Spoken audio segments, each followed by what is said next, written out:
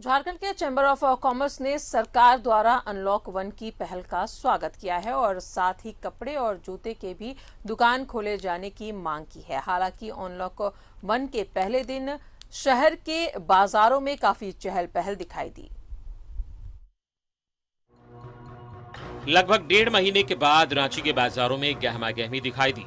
जूते, कपड़े, कॉस्मेटिक और ज्वेलरी को छोड़कर मल्टी ब्रांड शोरूम और मॉल भी बंद रहे, मगर उनके अलावा तमाम दुकानें खुली और 2 बजे तक उन दुकानों में खरीदारी भी होती रही।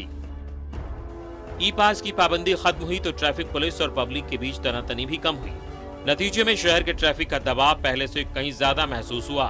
चैम्बर ने कपड़े, ज्वेलरी और कॉस्मेटिक दुकानों को भी अल्टरनेट डे खोलने की मांग की है।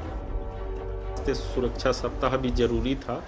अनलॉक की प्रक्रिया शुरू हुई, उसके लिए हम आभार व्यक्त करते हैं सरकार का, लेकिन साथ में ही ये निवेदन करते हैं कि जिन 9 जिलों के अंदर में जो कपड़े के, जूता चप्पल के, ज्वेलरी के और कॉस्मेटिक्स के जो शॉप्स को बंद रखा गया है, हालांकि ये संक्रमण की स्थिति को समीक्षा करके रखा गया है, लेकिन हमारा पुनः निवेदन होगा कि इन 9 जिलों के अंदर में भी उनको कुछ राहत दी जाए। नहीं तो बाजार की एक साइकोलॉजी होती है, अगर सारी दुकानें बंद है तो किसी को कोई फर्क नहीं पड़ता, लेकिन अगर पड़ोसी की दुकान खुली है और उसकी दुकान को बंद रखा गया है तो व्यापारी इसे बहुत बड़ा जुल्म समझते हैं। इसलिए लोग चाहते हैं कि कम ही समय के लिए सही, एक दिन गैप करके ही सही, ज्वेलरी, जूते, कपड़े और कॉस्मेटिक की दुकानें भी खोल दी जाए।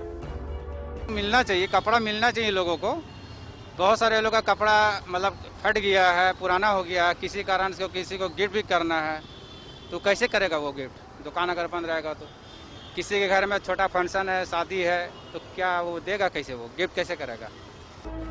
सरकार ने जो निर्णय लिया है इस मायने में वो बिल्कुल सही है। एक बार पूरे बाजार को अनलॉक नहीं किया जा सकता।